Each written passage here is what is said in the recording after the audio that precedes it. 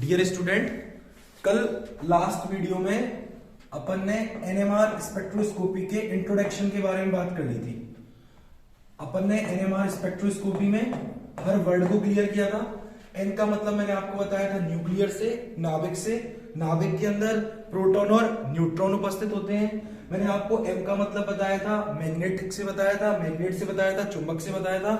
और आर का मतलब रेजोनेंस से बताया था और अनुनाद से बताया था। रेजोनेंस शब्द का मतलब होता है जब दो आवृत्तियां एक दूसरे के समान हो जाती हैं तो इसको अनुनाद के नाम से जाना जाता है। ये अनुनाद ऑर्गेनिक केमिस्ट्री वाला अनुनाद नहीं है, ये अनुनाद फिजिक्स वाला अनुनाद है, जहां पर दो फ्रीक्वेंसियों, जहां दो आवृत्तियों के मान समान होते हैं। थोड़ा सा बेसिक इंट्रोडक्शन लेके फिर मैं आपको इसमें कुछ नए कंसेप्ट सिखाता हूं। देखो, सबसे पहले अपन ने क्या लिया, न्यूक्लियर। और न्यूक्लियर के अंदर कौन होता है? न्यूक्लियस के अंदर नाभिक होता है। नाभिक के अंदर कौन कौन प्रेजेंट होते हैं? प्रोटॉन और न्यूट्रॉन। आपके सिलेबस में केवल और केवल 1H1 यानी कि H1 एनएमआर स्पेक्ट्रोस्कोपी है, जिसका नाम मैंने क्या दिया था? PMR spectroscopy, proton magnetic resonance spectroscopy. Hydrogen के अंदर ये जो नीचे संख्या लिखी होती है, जो परमाणु क्रमांक होता है, जो एटॉमिक नंबर होता है, वही प्रोटॉनों की संख्या होती है। इसके अंदर प्रोटॉन कितने हैं? एक। जितने प्रोटॉन है, जितने पॉजिटिव चार्ज है, उतने इलेक्ट्रॉन होंगे। इलेक्ट्रॉन भी कितने हैं? एक। इसके अंदर न्यूट्रॉन कितने होंगे? ऊपर वाले में से नीचे वाले को माइनस कर दो, 1 - 1 = 0, अर्थात इसके अंदर कोई भी न्यूट्रॉन नहीं है। मैंने आपको बताया था कि जब ये हाइड्रोजन का नाभिक, हाइड्रोजन के नाभिक में केवल और केवल कौन है? प्रोटॉन। इसीलिए इससे बनने वाली स्पेक्ट्रोस्कोपी को क्या नाम दिया गया था? Proton magnetic resonance spectroscopy. बाहरी चुंबकीय क्षेत्र की अनुपस्थिति में, in absence of external magnetic field, बाहरी चुंबकीय क्षेत्र की अनुपस्थिति में इनका जो चक्रण होता है वो देखो, यहां पर मैंने आपको राइट हैंड थंब रूल लगाना सिखाया था। अंगूठा जो है मेरा वो किसको बताएगा? नॉर्थ को, और ये साउथ को। बाहरी चुंबकीय क्षेत्र की अनुपस्थिति में ये जितने भी नाभिक हैं वो सभी नाभिक अपने हिसाब से क्या करते रहते हैं? चक्रण करते रहते हैं। और इसके लिए मैंने आपको लिए एक डायग्राम लगाया है, आप देखिए उसको। ये है डायग्राम। बाहरी चुंबकीय क्षेत्र की अनुपस्थिति में, in absence of external magnetic field, जितने भी नाभिक हैं, जितने भी न्यूक्लियस है, उन सभी नाभिकों का अभिविन्यास, ओरिएंटेशन अलग अलग दिशा में है। कुल मिलाकर जो परिणामी चुंबकीय आघूर्ण है, जो रिजल्टेंट मैग्नेटिक मूवमेंट है, उसका मान यहां पर कितना होता है? 0 होता है, 0 होता है। कितना होता है? 0 होता है, 0 होता है। अब देखो मेरी बात सुनो यहां पर। अब इसके अंदर आप कोई सा भी केस ले लो। देखो, जैसे मैं ये वाला केस ले लेता हूँ, ये वाला न्यूक्लियस ले लेता हूँ। इस नाभिक के अंदर राइट हैंड थंब रूल लगाया मैंने, तो ऊपर की तरफ मेरा अंगूठा है, थंब आ रहा है, और जहां मेरा थंब आता है वो किसको बताता है? नॉर्थ को, और ये साउथ को। क्लियर है यहां तक की बात? देखो, इस वाले को लो, इस वाले को, इसमें जो राइट हैंड थंब रूल लगेगा वो इस तरीके से लगेगा, तो नीचे की तरफ क्या आएगा? नॉर्थ आएगा, और ऊपर क्या आएगा? साउथ। इस वाले में राइट हैंड थंब रूल इस तरीके से लगेगा, तो इधर नॉर्थ आएगा और इधर साउथ। इस वाले में राइट हैंड थंब रूल यूं लगेगा, इसमें आएगा नॉर्थ और इसमें साउथ। इस वाले में राइट हैंड थंब रूल इस तरीके से लगेगा, तो यहां पर आएगा नॉर्थ और यहां पर आएगा साउथ। इस प्रकार जितने भी नाभिक हैं, जितने भी न्यूक्लियस हैं, वो सभी अलग अलग दिशा में अभिविन्यासित रहते हैं, ओरिएंटेड रहते हैं। और अलग अलग दिशा में अभिविन्यासित रहने के लिए सबके लिए चुंबकीय क्षेत्र की दिशा भी क्या होती है? अलग अलग होती है, डिफरेंट होती है। चुंबकीय क्षेत्र की दिशा अलग होने के कारण जो इनके द्वारा उत्पन्न चुंबकीय आघूर्ण है, परिणामी चुंबकीय आघूर्ण है, रिजल्टेंट मैग्नेटिक मूवमेंट है, वो क्या होता है? 0 होता है, क्योंकि सभी एक दूसरे के चुंबकीय प्रभाव को पूरी तरह से निरस्त कर देते हैं। ये तो हो गई यहां तक की बात। अब आप बात सुनो फिर से वापस, मैं आपको समझाता हूं। अपनी बात किसकी चल रही थी? एनएमआर स्पेक्ट्रोस्कोपी की। और एनएमआर की फुल फॉर्म क्या बताई थी मैंने आपको? Nuclear magnetic resonance spectroscopy. अब आप एक बात ध्यान रखेंगे, जब अपन BSc part first organic chemistry unit first पढ़ रहे थे, तो यूनिट फर्स्ट में आपने क्रियाशील मध्यवर्ती पढ़े होंगे, रिएक्टिव इंटरमीडिएट। और क्रियाशील मध्यवर्ती में, रिएक्टिव इंटरमीडिएट में आपने पढ़े होंगे कार्बिन और नाइट्रीन। ठीक है, मैंने भी आपको पढ़ाए थे कार्बिन और नाइट्रीन। कार्बिन और नाइट्रीन कितने टाइप के होते हैं? 2 टाइप के, एक तो सिंगलेट कार्बिन और एक दूसरी कौन सी? ट्रिपलेट कार्बिन। ये सिंगलेट और ट्रिपलेट कार्बिन निकालने के लिए आपने फॉर्मूला क्या यूज किया था? 2s+1। वहां पर आपने फॉर्मूला क्या यूज किया था? 2s+1। और s यहां पर इलेक्ट्रॉनों के चक्रण को बता रहा था, इलेक्ट्रॉनों की स्पिन मल्टीप्लिसिटी को बता रहा था। ध्यान से सुनना बेटा, जब इलेक्ट्रॉनों के केस में चक्रण की बात होती है, जब इलेक्ट्रॉनों के केस में स्पिन की बात होती है, तब उसको रिप्रेजेंट किया जाता है एस के द्वारा। और जब बात होती है नाभिक के लिए, तो नाभिक के लिए उसको किससे प्रदर्शित किया जाता है? आई से। तो फॉर्मूला सेम है, 2s+1। याद रखने का तरीका सिखा दिया मैंने आपको। कार्बीन और नाइट्रीन, singlet carbene, triplet carbene, singlet नाइट्रीन, triplet नाइट्रीन, वहां पर फॉर्मूला क्या यूज करते थे? 2s+1। जब इलेक्ट्रॉनों के चक्रण की बात होगी तब बात होगी s से, स्पिन से। और जब नाभिकों के लिए चक्रण की बात होगी, न्यूक्लियस के स्पिन की बात होगी, तो फॉर्मूला लगाया जाएगा 2i+1। क्लियर है यहां तक की बात? क्या फॉर्मूला लगाया जाएगा? 2i+1। और i बराबर होता है बेटा, i बराबर होता है n/2। और n बराबर क्या हो सकता है? 0, 1, 2, 3 dash dash dash so on. अगर मैं i बराबर 0 छोड़ दो, एक बार 1 लिखता हूं। i बराबर क्या लिखता हूं? 1/2। तो इस फॉर्मूले में i की वैल्यू पुट करूंगा, 2 × 1/2 + 1 बराबर 2 से 2 कट गया, और 1 बराबर 1 कितना आ गया? 2। अर्थात अभिविन्यासों की संख्या, ओरिएंटेशन की संख्या 2 आएगी। पूरी वीडियो होने तक आपको ये पूरा बहुत अच्छे से क्लियर हो जाएगा क्या है। अभी सिर्फ इतना याद रखें कि जैसे कार्बीन और नाइट्रीन सिंगलेट और ट्रिपलेट प्रकार के थे, और उनको निकालने का फॉर्मूला चक्रण बहुलकता का, स्पिन मल्टीप्लिसिटी का 2s+1 था, वैसे ही यहां पर फॉर्मूला क्या हो जाएगा? 2i+1। अब देखो सुनो, मैं तुम्हें समझाता हूं, देखो सुनो। Second year organic chemistry first unit, आपने स्पेक्ट्रोस्कोपी पढ़ी, अल्ट्रावायोलेट एंड विजिबल स्पेक्ट्रोस्कोपी, पराबैंगनी और दृश्य स्पेक्ट्रोस्कोपी, और दूसरी आपने कौन सी पढ़ी? अवरक्त स्पेक्ट्रोस्कोपी और आईआर स्पेक्ट्रोस्कोपी। आपको अच्छी तरह याद होगा कि पराबैंगनी और दृश्य स्पेक्ट्रोस्कोपी, यूवी स्पेक्ट्रोस्कोपी किसके बारे में बताती है? पाई बॉन्ड के बारे में बताती है, कॉन्जुगेशन के बारे में बताती है। किसके बारे में बताती है? पाई बॉन्ड के बारे में बताती है, कॉन्जुगेशन के बारे में बताती है। केवल वे ही यौगिक, only those compound will be show UV spectroscopy, जिनमें कौन सा बॉन्ड प्रेजेंट होता है? पाई बंध उपस्थित होता है, अर्थात असंतृप्तता, अनसैचुरेशन उपस्थित होता है। केवल वे ही यौगिक क्या शो करते हैं? यूवी स्पेक्ट्रोस्कोपी में। वैसे ही जब मैंने आपको आईआर स्पेक्ट्रोस्कोपी पढ़ाई होगी, तब आईआर स्पेक्ट्रोस्कोपी के अंदर आपने पढ़ा होगा कि केवल वे ही यौगिक आईआर स्पेक्ट्रोस्कोपी प्रदर्शित करते हैं, जिनके लिए केवल वे ही यौगिक आईआर स्पेक्ट्रोस्कोपी प्रदर्शित करते हैं जिनमें कुछ न कुछ मात्रा में क्या उपस्थित होता है? द्विध्रुव आघूर्ण उपस्थित होता है, डाइपोल मूवमेंट उपस्थित होता है। क्लियर है यहां तक की बात? सेम क्वेश्चन यहां पर बनता है। पेपर में क्या करेगा वो? आपके पेपर में आपको 8, 10, 15, 20 मॉलिक्यूल लिख के दे देगा, और आपसे कहेगा बताओ इनमें से कौन से यौगिक या कौन से नाभिक, कौन से न्यूक्लियस एनएमआर सक्रिय हैं, एनएमआर एक्टिव हैं, अर्थात एनएमआर स्पेक्ट्रम देते हैं, और कौन से एनएमआर इनएक्टिव हैं, कौन से एनएमआर निष्क्रिय हैं या एनएमआर संकेत नहीं देते हैं। तो आपको पता होना चाहिए कि कौन से एक्टिव है और कौन से इनएक्टिव है, कौन से सक्रिय है और कौन से निष्क्रिय है। और मैंने जब आपको स्पेक्ट्रोस्कोपी के टाइप बताए थे, 2 बताए थे।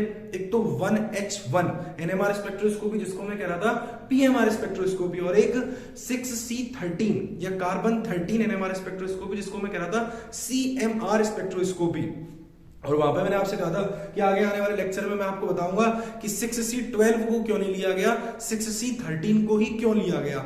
तो अब अपना जो मेन क्वेश्चन है वो कहां पर आ रहा है कि कौन से कंपाउंड एनएमआर सक्रिय होते हैं, एनएमआर एक्टिव होते हैं, और कौन से एनएमआर इनएक्टिव होते हैं। इसको मैं आपको पूरा कोशिश करता हूं समझाने का, और आप समझना। ऑनलाइन प्लेटफॉर्म की सबसे अच्छी विशेषता यही है कि जहां पर आपको लगे समझ में नहीं आ रहा, तो आप वीडियो को बैक में जाके फिर से देख सकते हो, आपको समझ में आ जाएगा। ऑफलाइन से बेटर प्लेटफॉर्म अच्छा है, ठीक है, और मैं आपके लिए और अच्छी व्यवस्थाएं करता हूं, ठीक है। देखो आपने ऐप तो वही टेलीग्राम ग्रुप बना लिया है, 2 या 3 दिन के अंदर एक और अच्छा इंप्लीमेंटेशन लेके आ रहा हूं मैं आपके लिए। देखिए मैंने क्या कहा? NMR spectroscopy. एनएमआर स्पेक्ट्रोस्कोपी में क्या होता है? एन का मतलब क्या है? नाभिक या फिर न्यूक्लियस। ये देखो सपोज दैट यहां पर मैंने कोई एटम बना दिया, मैंने क्या बना दिया? एटम, और एटम के अंदर मैंने क्या बना दिया? नाभिक या न्यूक्लियस। इस नाभिक को मैंने थोड़ा सा बढ़ा करके यहां से बाहर निकाल लिया, और इस नाभिक के अंदर क्या क्या प्रेजेंट है? एक तो प्रोटॉन प्रेजेंट है, और एक कौन प्रेजेंट है? न्यूट्रॉन। क्लियर है यहां तक की बात? अब इस डायग्राम में से मैंने फिर से थोड़ा सा और बढ़ा करके किस किस को निकाल लिया? एक तरफ तो मैंने निकाल लिया प्रोटॉन को, और एक तरफ निकाल लिया मैंने न्यूट्रॉन को। क्लियर है यहां तक की बात? उससे पहले मैं तुम्हें थोड़ा सा रिवाइज कराता हूं। मैंने क्या कहा था? बाहरी चुंबकीय क्षेत्र की अनुपस्थिति में, एब्सेंस में जितने भी नाविक हैं वो घूमते रहते हैं और इस प्रकार उनके द्वारा उत्पन्न होने वाले चुंबकीय क्षेत्र को, अब ये नाविक जो अकेला घूम रहा है इसके द्वारा जो चुंबकीय क्षेत्र उत्पन्न हो रहा है, इस चुंबकीय क्षेत्र को प्रेरित चुंबकीय क्षेत्र या फिर इंड्यूस्ड मैग्नेटिक फील्ड के नाम से जाना जाता है। किस नाम से जाना जाता है? प्रेरित चुंबकीय क्षेत्र या इंड्यूस्ड मैग्नेटिक फील्ड के नाम से जाना जाता है। लेकिन जैसे ही इसके ऊपर मैं क्या लगाता हूं बेटा? भारी चुंबकीय क्षेत्र लगाता हूं, एक्सटर्नल मैग्नेटिक फील्ड लगाता हूं, तो ये लगातार घूम रहा है। और मैंने आपको कहा था कि कड़ा होता है, मैं लाना भूल गया, मैं कल कड़ा लेके आता हूं, आपको दिखाता हूं। जब कड़े को सरफेस के ऊपर घुमाया जाता है, आप घर पर भी घुमा के देख सकते हैं, तो वो सरफेस पे इस तरीके से घूमता है, पहले तो तेजी से, फिर धीरे धीरे उसकी मोशन इस तरीके से हो जाती है और वो इस तरीके से आ जाता है, बिल्कुल अलाइन हो जाता है। इस प्रकार की गति को, इस प्रकार के मोशन को गायरोस्कोपिक मोशन के नाम से जाना जाता है। यहां पर देखो, यहां पर क्या है? नॉर्थ, और यहां पर क्या है? साउथ। अपोजिट ध्रुव, विपरीत ध्रुव एक दूसरे को आकर्षित करते हैं, एक दूसरे को क्या करते हैं? आकर्षित करते हैं। यहाँ आएगा नॉर्थ और यहाँ क्या आएगा? साउथ, और ये इस तरीके से अलाइन हो जाता है।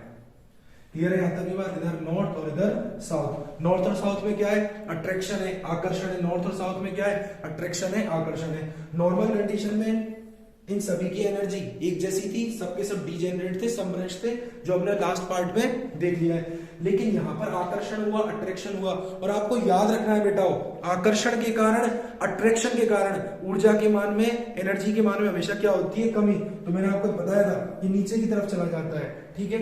फिर मैं इस पर ऊपर से कौन सी वेव्स डालता हूं? रेडियो वेव्स डालता हूं। तो ये क्या करता है? एक निश्चित मात्रा की रेडियो तरंगों का अवशोषण करता है, एब्जॉर्प्शन करता है। ए फिक्स्ड अमाउंट, जिसको हम केमिस्ट्री में क्या वर्ड यूज करते हैं? क्वांटीकृत, क्वांटाइज, और उस एनर्जी को एब्जॉर्ब करके जब मेरे पास ऊर्जा आ जाएगी, एनर्जी आ जाएगी, तो मैं किसी के सामने खड़ा हो सकता हूं, उसकी आंखों में आंखें डाल के बात कर सकता हूं, मैं उससे लड़ने के लिए तैयार हूं। तो जैसे ही इस पर रेडियो तरंग डाली, तो रेडियो तरंगों की इस ऊर्जा को अवशोषित किया, और अवशोषित करके जो मेरा नाभिक है, जो मेरा न्यूक्लियस है, या न्यूक्लियस है, वो बिल्कुल अपोजिट दिशा में घूम जाता है। नॉर्थ के सामने नॉर्थ और साउथ के सामने साउथ, मतलब पहले ऐसे था, और फिर जैसे ही एक निश्चित मात्रा की रेडियो तरंगों को अवशोषित किया, ऐसे फ्लिप हो गया, ये इस तरीके से ऐसे फ्लिप हो गया। अब आपने कहा, आपके मन में विचार आ रहा होगा कि नॉर्थ के सामने नॉर्थ को रिपेल करेगा, साउथ को रिपेल करेगा, प्रतिकर्षित करेगा। प्रतिकर्षण के कारण, रिपल्शन के कारण एनर्जी क्या हो जाती है? ज्यादा हो गई, एनर्जी ज्यादा, और इससे बना बीटा जी मान स्तर। अब आपके मन में विचार आ रहा होगा कि सर, ये जब ऊर्जा को अवशोषित कर रहा है, मानो ये चीज आपकी सही है, आप ये सोच सकते हो कि सर ऐसा भी तो हो सकता है, ये इस तरीके से चला जाए, या इस तरीके से हो जाए, या इस तरीके से हो जाए, या इस तरीके से हो जाए। ये दो प्रकार के अभिविन्यास या दो प्रकार के ओरिएंटेशन ही क्यों शो कर रहा है? तो मैंने अभी आपको बताया बेटा, मैंने आपको बताया है कि अभिविन्यासों की संख्या, नंबर ऑफ ओरिएंटेशन या अभिविन्यास का मतलब ये है कि मेरा नाभिक, मेरा न्यूक्लियस बाहरी चुंबकीय क्षेत्र की उपस्थिति में कितने प्रकार से अपने आप को अलाइन कर सकता है, रख सकता है, वो होती है अभिविन्यासों की संख्या। और अभिविन्यासों की संख्या निकालने का फॉर्मूला क्या बताया था अभी? 2i+1, और i बराबर क्या बताया था? n/2। इसका आंसर दूंगा, अभी ध्यान रखना, हाइड्रोजन के लिए 1h, 1 के लिए i का मान 1/2 होता है। अभी याद करें, इसी क्लास के अंदर मैं बताऊंगा, तुम्हें समझ में आ जाएगा कि i की वैल्यू 1/2 क्यों आई। जब i की वैल्यू यहाँ पर 1/2 आई, तो i बराबर मैंने 1/2 पुट किया, 2i+1 में मैंने कितनी क्या पुट किया? 2 × 1 + 20 + 1, 2 से 2 कट गया, 1 + 1 बराबर 2 आया। अर्थात मेरा हाइड्रोजन का नाभिक बाहरी चुंबकीय क्षेत्र की उपस्थिति में, in presence of external magnetic field, कितने प्रकार के अभिविन्यास धारण करता है? 2 प्रकार के अभिविन्यास धारण करता है। इसको निकालने का फॉर्मूला क्या है? 2i+1। क्लियर है सबका यहां तक? अब आगे की बात करते हैं। देखो सुनो,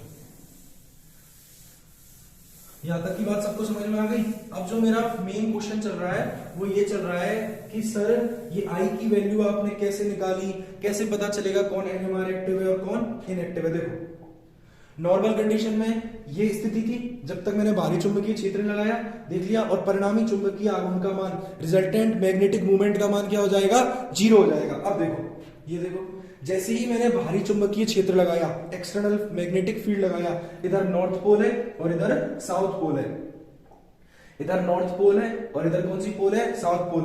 तो इस स्थिति में क्या होगा, मैंने क्या कहा था, इस तरीके से घूम रहा था, गायरोस्कोपिक मोशन होंगे और गायरोस्कोपिक मोशन होके ये इस तरफ आ जाएगा, नॉर्थ के सामने साउथ, नॉर्थ के सामने साउथ, आकर्षण होगा, अट्रैक्शन होगा, आकर्षण के कारण एनर्जी, ऊर्जा क्या हो जाएगी, कम हो जाएगी। देखो लिखा हुआ है low energy state of nucleus, nucleus is aligned with the external magnetic field, low energy state of nucleus, नाभिक की निम्न ऊर्जा स्तर। क्यों है निम्न ऊर्जा स्तर, क्योंकि यहां पर क्या हो रहा है बेटा, अट्रैक्शन हो रहा है, आकर्षण हो रहा है। फिर देखो मैंने इसके ऊपर से कौन सी तरंगें डाली हैं, रेडियो वेव्स डाली हैं, रेडियो तरंगें डाली हैं। तो रेडियो तरंगों को डालने के बाद इसने रेडियो तरंगों को अवशोषित कर लिया है और अवशोषित करने के बाद इसके पास एनर्जी आ गई है, नॉर्थ के सामने नॉर्थ, साउथ के सामने साउथ, अर्थात रिपल्शन हो रहा है, रिपल्शन के कारण, प्रतिकर्षण के कारण ऊर्जा क्या होगी बेटा जी, बढ़ेगी।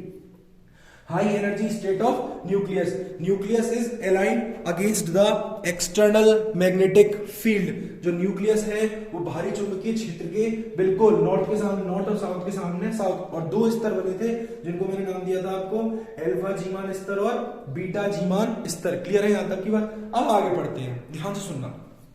देखो मैं आपको सिखा रहा हूं कि कौन से कंपाउंड, कौन से यौगिक एनएमआर एक्टिव होते हैं, एनएमआर सक्रिय होते हैं, और कौन से कंपाउंड एनएमआर इनएक्टिव होते हैं, कौन से एनएमआर सक्रिय होते हैं और कौन से एनएमआर निष्क्रिय होते हैं। आपको 15, 20, 25, 100, 200 जितने चाहे जितने मॉलिक्यूल लिख के देते वो मैं आपको सिखाता हूं कि वो किस तरीके से आपको पता लगाना है कि कौन एनएमआर एक्टिव है और कौन एनएमआर इनएक्टिव है।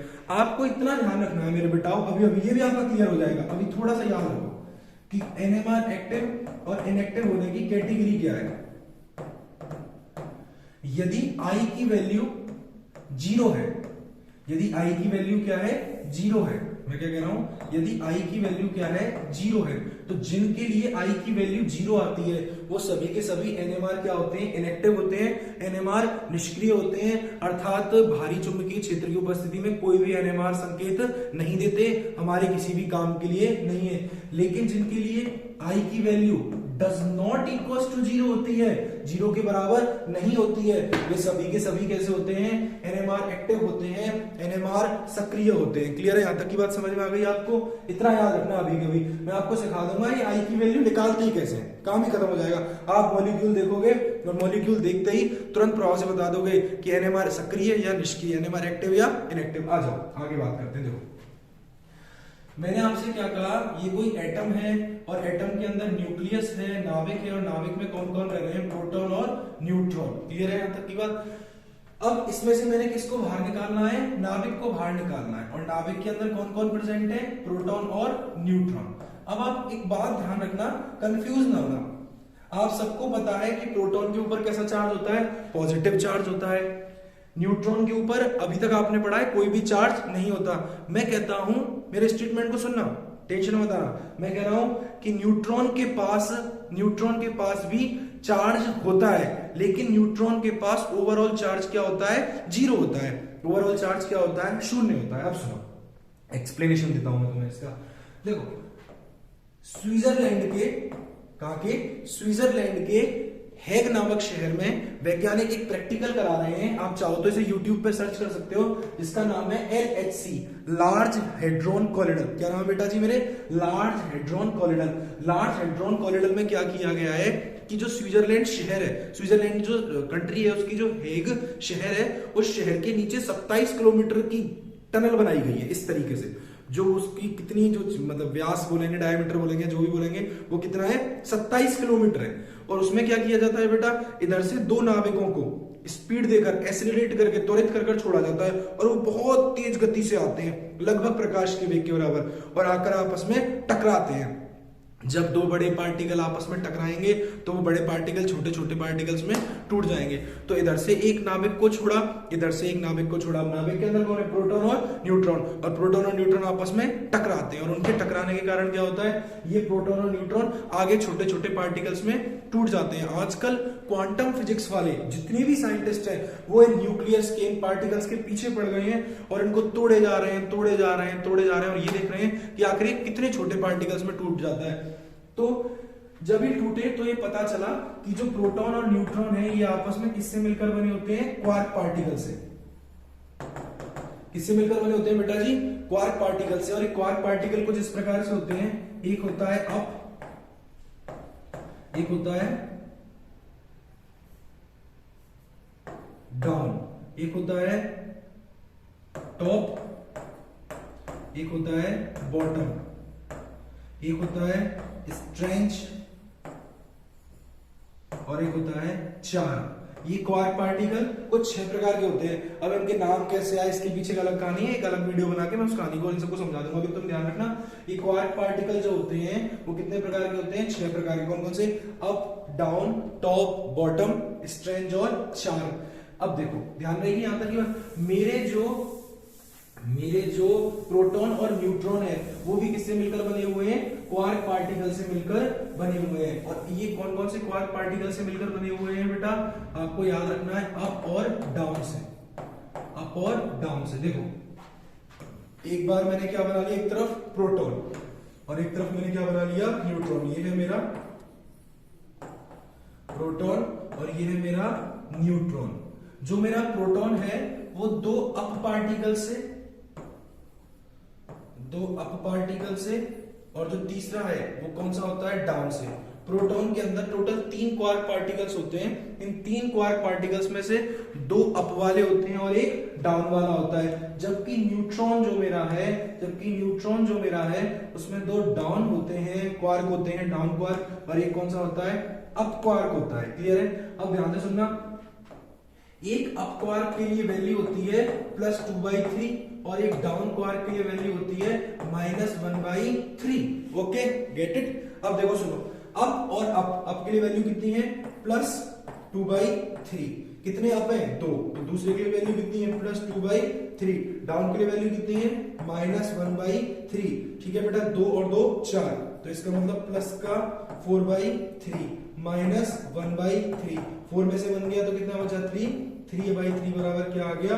1। और 1 किसका आया है? पॉजिटिव का। और आपको अच्छी तरह से पता है प्रोटॉन के ऊपर, पूरे के ऊपर कितना पॉजिटिव होता है? +1 पॉजिटिव चार्ज होता है। क्लियर है? तो ये तो बात अपनी समझ में आ गई।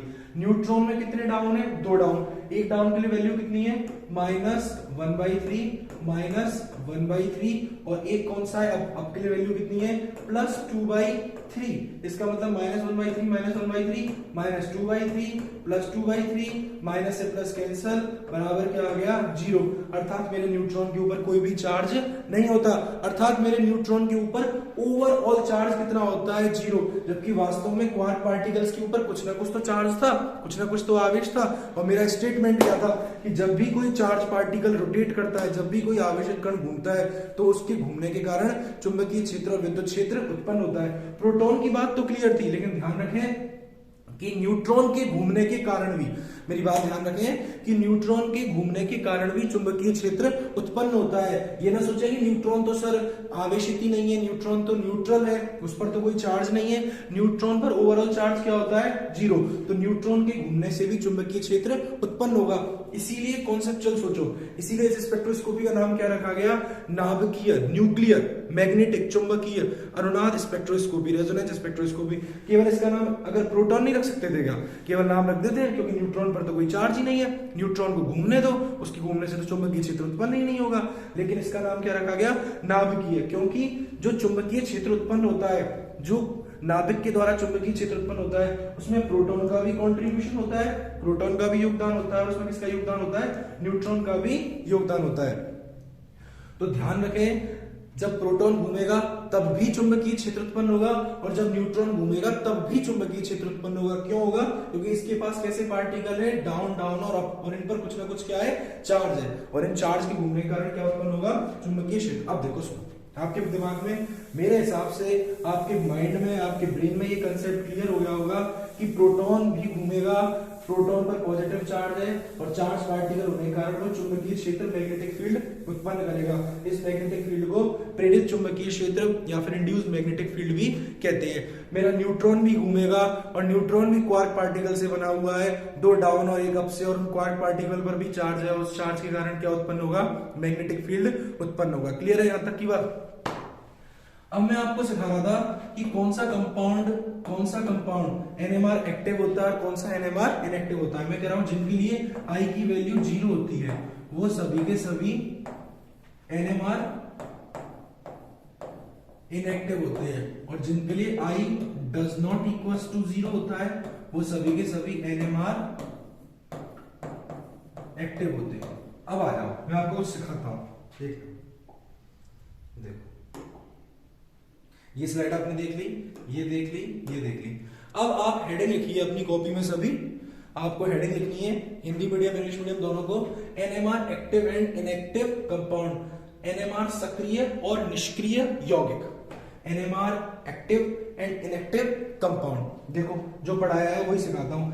इस स्पेक्ट्रोस्कोपी में सभी नाभिक अनुनाद करके एनएमआर संकेत नहीं देते हैं। इन दिस इंग्लिश मीडियम वाले लिखो एक बार, in this spectroscopy all nucleus, in this spectroscopy all nucleus does not gives NMR signal, does not gives NMR signal by the resonance, by the resonance। एक बार लिखना छोड़ो। अर्थात जिन नाभिकों के लिए, अर्थात जिन नाभिकों के लिए सकल चक्रण क्वांटम संख्या I का मान या तो पूर्ण संख्या के रूप में 1 2 3 या भिन्नात्मक रूप में 1/2 3/2 5/2 होता है, वही नाभिक एनएमआर स्पेक्ट्रोस्कोपी में सक्रिय नाभिक कहलाते हैं। और मैंने आपको यही बताया है कि जिनके लिए I does not equal to 0 होता है, अर्थात I की वैल्यू या तो किसमें होगी, फ्रैक्शन के रूप में होगी, ठीक है, या फिर किसके रूप में होगी, होल नंबर के रूप में होगी, वो सभी के सभी क्या होते हैं, कि वो सभी के सभी क्या होते हैं, एनएमआर सक्रिय होते हैं। तो लिखो इंग्लिश मीडियम वाले, it means those nucleus, it means those nucleus which will be have the value of I in a whole number, that is 1 2 3, or in a fraction form, or in a fraction form, that is 1/2 3/2 5/2, that will be show NMR spectrum, that will be show NMR spectrum and known as the name of NMR active nucleus, NMR active nucleus। जबकि वे नाभिक जिनके लिए सकल चक्रण quantum संख्या अर्थात I का मान शून्य होता है, while those which will be have the value of I will be 0, the value of I will be 0, those are NMR inactive nucleus, those are NMR inactive nucleus। वो सभी के सभी क्या होते हैं, NMR निष्क्रिय नाभिक कहलाते हैं, तथा इस प्रकार के नाभिकों के द्वारा कोई भी NMR स्पेक्ट्रम प्राप्त नहीं होता है। And does not gives any NMR spectrum, and does not gives any NMR spectrum। देखो आगे आओ ध्यान से, वे नाभिक जिनके लिए सकल चक्रण क्वांटम संख्या अर्थात I का मान पूर्ण संख्या के रूप में होता है, अर्थात पूर्णांश के रूप में 1 2 3 होता है, वे सभी NMR सक्रिय तो होते हैं। Those nucleus which will be have the value of I, which will be have the value of I in a whole number, it means 1 2 3, all are NMR active, लेकिन इनसे प्राप्त संकेत अत्यधिक चौड़े होते हैं, but they will be give a width NMR signal, जिनसे कोई भी महत्वपूर्ण सूचना प्राप्त नहीं होती। and does not gives any important information, जबकि जिन नाभिकों के लिए सकल चक्रण क्वांटम संख्या अर्थात I का मान भिन्नांश के रूप में होता है, while those nucleus which will be have the value of I in a form of fraction, उन सभी से NMR स्पेक्ट्रम प्राप्त होते हैं। Those will be gives NMR signals, जिनका विश्लेषण करके यौगिक में उपस्थित हाइड्रोजन के बारे में महत्वपूर्ण सूचनाएं प्राप्त होती हैं। And by the analysis of it we can get important information of hydrogen compound. ठीक है, तो पहली बात तो मैंने आपको क्लियर कर दिया कि I की वैल्यू जब 0 होगी, तो वो सभी के सभी क्या होंगे, एनएमआर इनएक्टिव होंगे, एनएमआर निष्क्रिय होंगे, जबकि जिनके लिए आई की value does not equals to क्या होगी, 0 होगी, वो सभी के सभी क्या होंगे, एनएमआर एक्टिव होंगे। क्लियर है। अब जो आई बराबर 0 वाले हैं उनके लिए दो कंडीशन हो गई, या तो नंबर क्या आएगा 1/2, 3/2 या फिर 1 2 3 dash dash dash so on. Clear है यहाँ तक की बात। इनमें से जिनके लिए वैल्यू 1 2 3 आती है वो हमारे लिए यूजफुल नहीं है। क्यों नहीं है? क्योंकि उनसे प्राप्त होने वाले संकेत अत्यधिक क्या होते हैं, चौड़े होते हैं। इसको मैं समझाता हूं यूजफुल कैसे नहीं है। एक एग्जांपल देखा आपने, ग्राफ पेपर देखा है। ग्राफ पेपर पर जब आप ग्राफ बना रहे थे तो ग्राफ बनाते समय आपने अपनी पेंसिल की पॉइंट को एकदम शार्प कर लिया होगा, और शार्प करके फिर आपने लाइन मिलाई होगी। क्यों? क्योंकि शार्प करने के बाद देखिए इस तरीके से लाइन है, अगर तो शार्प करने के बाद आप एक पर्टिकुलर लाइन को टच करके आ जाते हो और आपको एक पर्टिकुलर वैल्यू मिल जाती है। लेकिन अगर आपकी पेंसिल ब्लंट होती है, भोंतरी होती है, तो वो एक साथ 2-3 लाइनों को टच कर जाती है, आपको पता ही नहीं चलता कि एग्जैक्टली वैल्यू क्या है। सेम कहानी यहाँ पर है। यहाँ पर क्या होता है, जो चौड़ा सिग्नल आता है उस चौड़े सिग्नल से पता ही नहीं चलता कि डेटा क्या है, वास्तव में कितने नंबर पर आ रहा है, कितनी फ्रीक्वेंसी पर आ रहा है, वो हमारे लिए यूजफुल नहीं होते। जबकि जिनके लिए वैल्यू 1/2, 3/2, 5/2, 7/2 एटसेट्रा आती है उनके लिए शार्प सिग्नल आता है। कैसा सिग्नल आता है? शार्प सिग्नल, एकदम तीखा पॉइंट आता है, जिससे हमें आसानी से पता चल जाता है कि वो पॉइंट कितने पर आया और वो डेटा को हम आसानी से क्या कर सकते हैं, कैलकुलेट कर सकते हैं। क्लियर है यहाँ तक की बात। अब देखो, सकल चक्रण क्वांटम संख्या आई का मान नाभिक में उपस्थित न्यूक्लियनों अर्थात प्रोटॉनों और न्यूट्रॉनों की संख्या पर निर्भर करता है। अर्थात प्रोटॉन और न्यूट्रॉन की संख्या पर निर्भर करता है। मैंने अभी भी आपको बताया ना कि जो आई की वैल्यू है, आई का मतलब बेटा यहाँ पर नाभिक के चक्रण के लिए, जब इलेक्ट्रॉन का चक्रण होता है तो एस लेते हैं, स्पिन वाला लेते हैं, और जब नाभिक का होता है तो उसको किससे प्रदर्शित करते हैं, आई से प्रदर्शित करते हैं। और जब नाभिक घूमेगा तो नाभिक के अंदर कौन कौन घूमेंगे, प्रोटॉन भी घूमेगा और न्यूट्रॉन भी घूमेगा। नाभिक के अंदर प्रोटॉन भी घूमेगा और न्यूट्रॉन भी घूमेगा। समझ में आ गई यहाँ तक की बात। जब प्रोटॉन घूमेगा तो प्रोटॉन पर पॉजिटिव चार्ज है, इस चार्ज की वजह से चुंबकीय क्षेत्र उत्पन्न होगा, मैग्नेटिक फील्ड उत्पन्न होगा। और न्यूट्रॉन पर ओवरऑल चार्ज तो 0 है, लेकिन मेरा न्यूट्रॉन भी किससे मिलकर बना हुआ है, क्वार्क पार्टिकल से।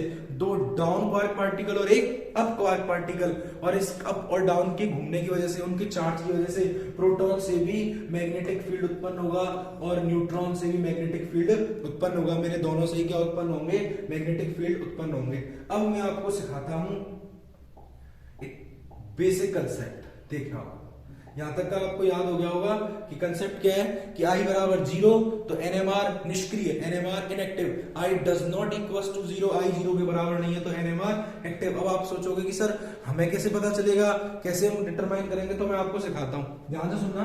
जितने भी पार्टिकल्स होते हैं, जितने भी कण होते हैं, इन कणों को, इन पार्टिकल्स को, इन कणों को, इन पार्टिकल्स को 2 पार्टों में बांटा गया है। लिखना नहीं है, याद नहीं करना, बस समझना है, क्वेश्चन करना सिखा दूंगा, ठीक है, सबको समझ में आ जाएगा, गारंटी है।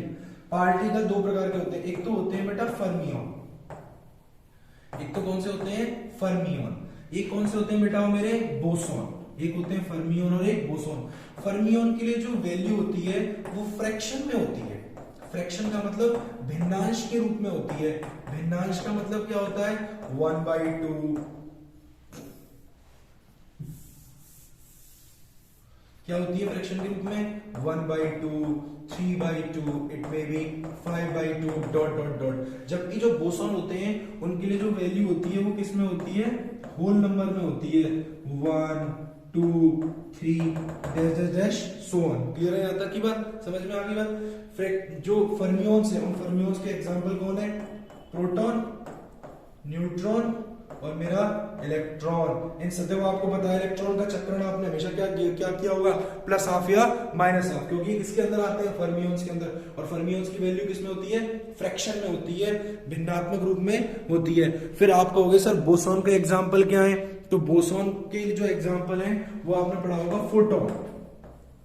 फोटोन, फोटोन आप सब जानते हो, फोटोन की एनर्जी क्या होती है, E बराबर h न्यू। फोटोन के अलावा पढ़ा होगा आपने ग्लूऑन। ग्लूऑन क्या होते हैं, ग्रेविटेशनल फोर्स, गुरुत्वाकर्षण बलों के लिए जो कण जिम्मेदार हैं उनको किस नाम से जाना जाता है, ग्लूऑन। क्लियर है यहां तक की बात। तो देखो अब मुझे इन पर तो बात करनी नहीं है, बोसॉन पर। मैं किस पर बात करूंगा? फर्मियोन पर। क्यों करूंगा? क्योंकि मैं नाभिक की बात कर रहा हूं, और नाभिक की के अंदर कौन कौन प्रेजेंट होते हैं? प्रोटॉन और न्यूट्रॉन, और इन पर वैल्यू किसमें होती है? फ्रैक्शन में होती है, भिन्नांश के रूप में होती है। अब देखो आपको कैसे याद रखना है, कैसे निकालना है। सपोज दैट, ध्यान सुनना, सपोज दैट आपको एक एग्जांपल लिखकर दे दिया कि जैसे आपको लिखकर दे दिया, चलो आपके पार्ट से स्टार्ट करता हूं, 6C 12 और 6C 13। मैंने दो टाइप कराए थे आपको स्टार्टिंग में, एक तो 1H1 स्पेक्ट्रोस्कोपी और एक 6C 13 स्पेक्ट्रोस्कोपी। उसने 6C 12 को नहीं लिया। आपसे मैं क्वेश्चन पूछता हूं कि बताओ इनमें से, पेपर में क्वेश्चन कैसे आएगा, मैं पूछता हूं बताओ इनमें से कौन सा एनएमआर एक्टिव है, कौन सा एनएमआर सक्रिय है, और कौन सा एनएमआर इनएक्टिव है, कौन सा एनएमआर निष्क्रिय है। तो इनको निकालना सिखाता हूं। देखो कैसे निकालना है। पहली बात तो आपको यहां पर मैं निकालना सिखाता हूं, इसमें कुल कितने प्रोटॉन है? जो नीचे संख्या लिखी रहती है वही प्रोटॉन है, तो 6 तो हो गए प्रोटॉन। आपसे पूछा कितने न्यूट्रॉन है, तो आप कहोगे 12 माइनस 6 न्यूट्रॉन है सर। मैंने इसमें पूछा आपसे कितने प्रोटॉन है, आपने कहा सर 6 प्रोटॉन है, ठीक है। मैंने आपसे कहा कितने न्यूट्रॉन है, तो आपने कहा 13 में से 6 गए, तो कितने बचे? 7। क्लियर है यहां तक क्या? अब 6 प्रोटॉन 6 न्यूट्रॉन, ये जो 6 प्रोटॉन है, आपने जैसे इलेक्ट्रॉनों को देखा होगा, दो इलेक्ट्रॉन इस तरीके से आपस में युग्मित हो जाते हैं, पेयर्ड हो जाते हैं, उसी तरह ये प्रोटॉन भी क्या हो गए? आपस में पेयर्ड हो गए। इसके लिए वैल्यू 1/2 प्लस की, और एक इसके लिए -1/2। 1/2 क्यों कह रहे हैं? क्योंकि इलेक्ट्रॉन, प्रोटॉन, न्यूट्रॉन ये इसके पार्ट है फर्मियोन कणों के, फर्मियोन पार्टिकल्स के, और फर्मियोन के लिए वैल्यू किसमें होती है? फ्रैक्शन के रूप में होती है। तो जिस प्रकार इलेक्ट्रॉन के लिए वैल्यू +½ और -½ होती है, वैसे इसके लिए भी +½ -½ 0, +½ -½ 0, +½ -½ 0। मतलब इसके द्वारा जो चुंबकीय आघूर्ण, मैग्नेटिक मूवमेंट उत्पन्न होगा, इसको दूसरा वाला क्या कर देगा? नष्ट कर देगा। ऐसे ही यहाँ पर +- +½ -½ 0, +½ -½ 0। तो प्रोटोनों के कारण परिणामी चुंबकीय आघूर्ण का मान क्या हो गया? 0। न्यूट्रॉन कितने? 6। इसके भी पेयर बना लो, 2, 2 4 और 2 6। क्लियर है यहां तक की बात? यहां पर भी क्या रह गया? वैल्यू 0। सबने सबको कैंसिल कर दी। तो 6C 12 के लिए आई की वैल्यू किस किस के टोटल के बराबर होती है? प्रोटॉन और न्यूट्रॉन के लिए। प्रोटॉन के लिए वैल्यू कितनी आई है बेटा? यहाँ पर 0। न्यूट्रॉन की वैल्यू कितनी आ रही है? 0। तो आई बराबर क्या आया? 0। और आपको अच्छी तरह पता है, यू हैव टू नो कि जब आई की वैल्यू 0 आती है, when the value of I is 0, तो ऐसे कंपाउंड एनएमआर इनएक्टिव होते हैं, एनएमआर निष्क्रिय होते हैं। यही कारण है कि 6C 12 को मैंने वहां पर नहीं लिया, क्योंकि जब ये एनएमआर स्पेक्ट्रम में एनएमआर सिग्नल ही नहीं देगा, तो मेरे किस काम का? आओ, we have to focused on 6C 13। Carbon 6C 13 में कितने प्रोटॉन है? 6।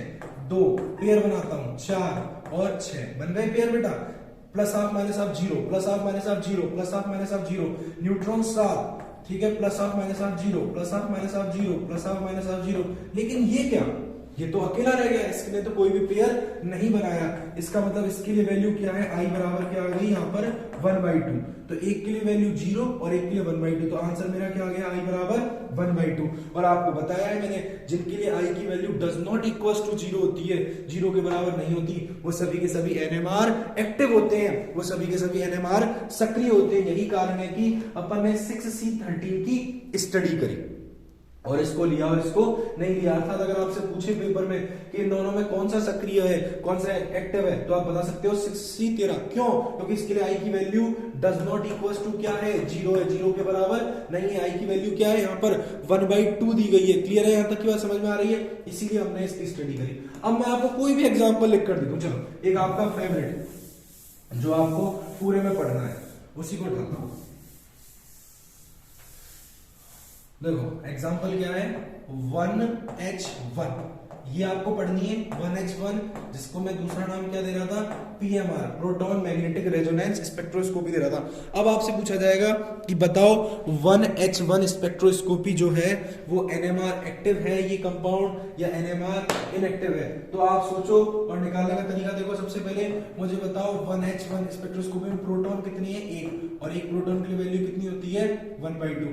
इसमें इलेक्ट्रॉन तो छोड़ दो, इलेक्ट्रॉन तो मेरा मतलब का ही नहीं है। मुझे नाभिक को देखना है। और न्यूट्रॉन पर 0 चार्ज होता है ओवरऑल, लेकिन वास्तव में चार्ज होता है 1 - 1 कितना आ गया? 0।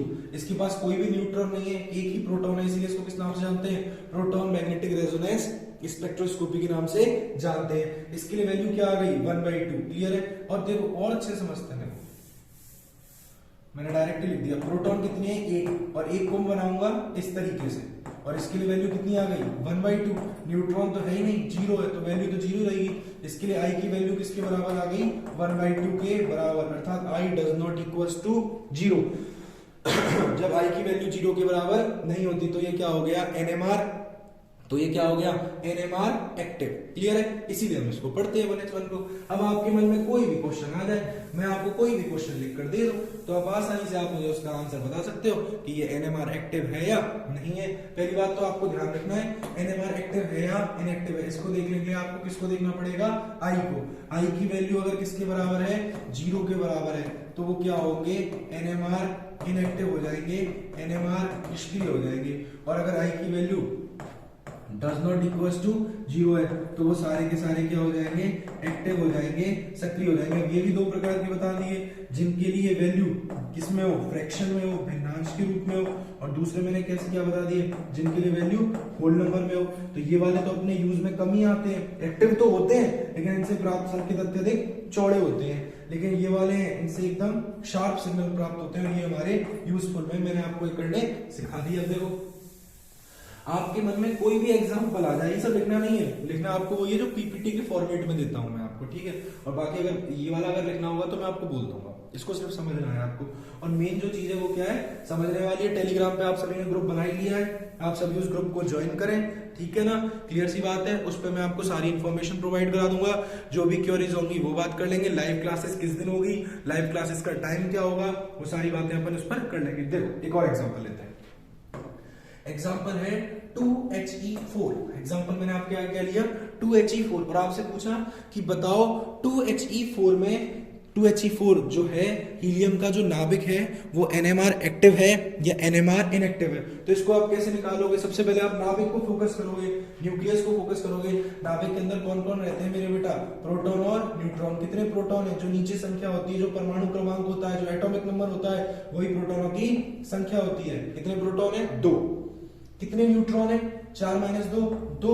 पेयर बना दो, 1 2 हो गए, 2 दोनों का चक्कर एक दूसरे के विपरीत, plus half minus half, plus half minus half क्या हो गया 0। ये क्या हो गया प्लस हाफ माइनस हाफ 0, और ये 0। और I बराबर क्या होता है प्रोटॉन प्लस न्यूट्रॉन। I के लिए वैल्यू कितनी है 0, और इसके लिए भी 0, तो I इज इक्वल टू क्या हो गया 0। अर्थात जब I इज इक्वल टू 0 आ गया तो वो NMR एक्टिव या इनएक्टिव आ गया। मन में सोच लिया वो क्या होगा NMR इनएक्टिव होगा, वो NMR निष्क्रिय होगा। समझ में आ गई बात, तो आप कर लोगे। मैंने आपको कहा बताओ 7 नाइट्रोजन 15, 30 सेकंड का टाइम देता हूं, सोचो और सॉल्व करो और मुझे बताओ NMR एक्टिव है। सोच के अपना आंसर लिख लो, मेरे से मैच करना कि 7 नाइट्रोजन 15 NMR एक्टिव है या NMR इनएक्टिव है, और कैसे। और अगर NMR एक्टिव है इनएक्टिव जो भी है तो इसके लिए I की वैल्यू कितनी है।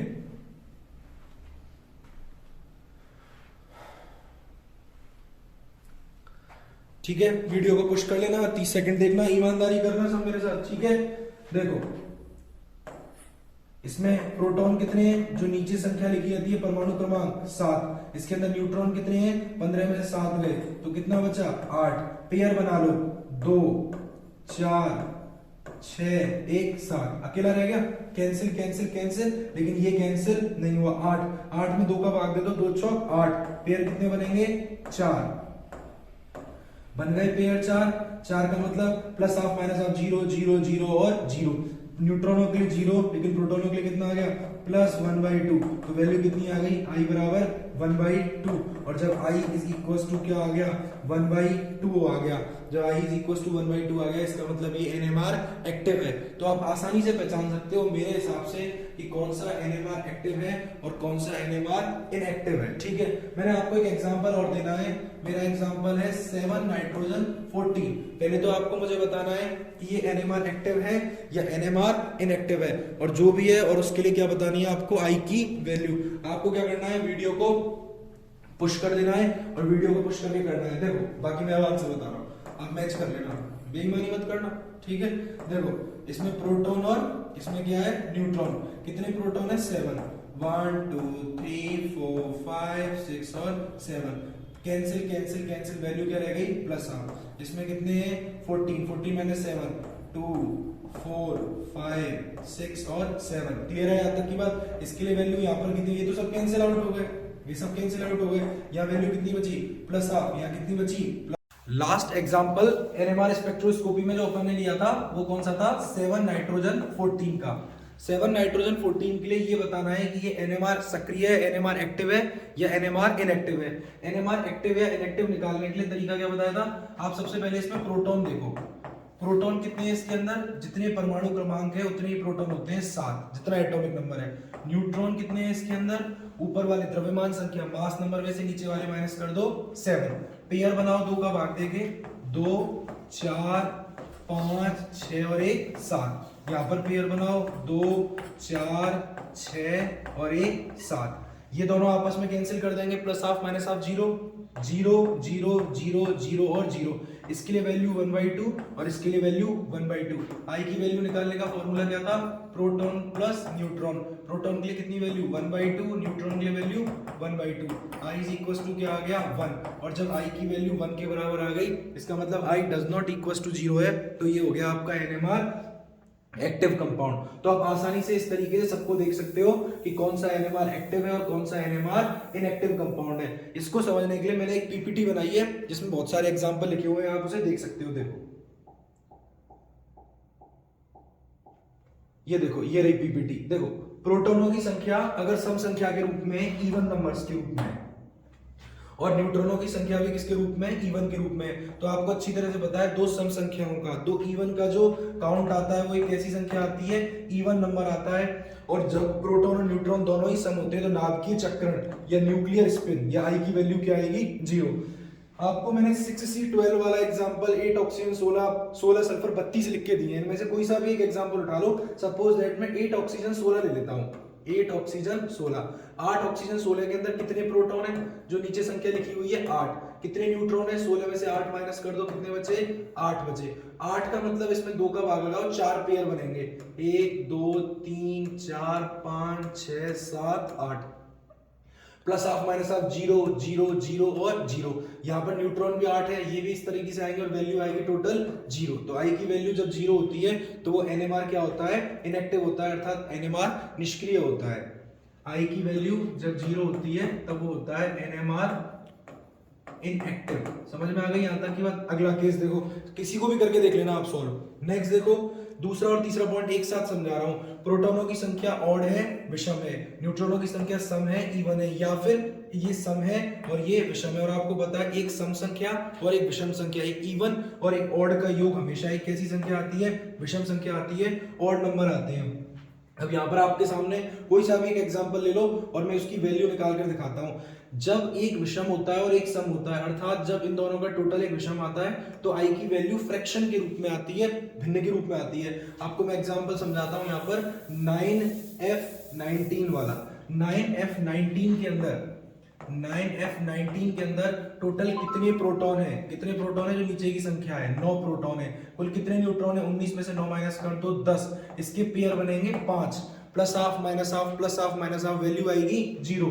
जबकि यहाँ पर पेयर बनेंगे 4, 1 2 3 4 5 6 7 और 8, बच गया 1। और 1 की वैल्यू कितनी होती है, प्लस हाफ, क्योंकि प्रोटॉन किसकी तरह बिहेव करता है, फर्मियोन की तरह। और ये 1, ये देखो 1/2। और जिनके लिए आई की वैल्यू 1/2 होती है या I does not equal to 0 होता है, वो सभी के सभी एनएमआर एक्टिव कंपाउंड होते हैं। आप कोई सा भी एग्जांपल करके देख सकते हो। फिर मैंने कहा इस लास्ट वाले में से थोड़ी सी गलती हो गई लिखने में, इसको मैं सही करता हूं कि अगर प्रोटॉन भी विषम है और न्यूट्रॉन विषम है, दोनों ही ऑड और ऑड है, तो दो ऑड संख्याओं का योग एक ऑड संख्या ना होकर एक कैसी संख्या होती है, इवन संख्या होती है, सम संख्या होती है। उनके लिए आई की वैल्यू 1 2 3 आती है। एग्जांपल ले लेता हूं 1H2, ये 7 नाइट्रोजन 14 अभी कराया था। 1H2 एग्जांपल को मैं आपको समझा देता हूं।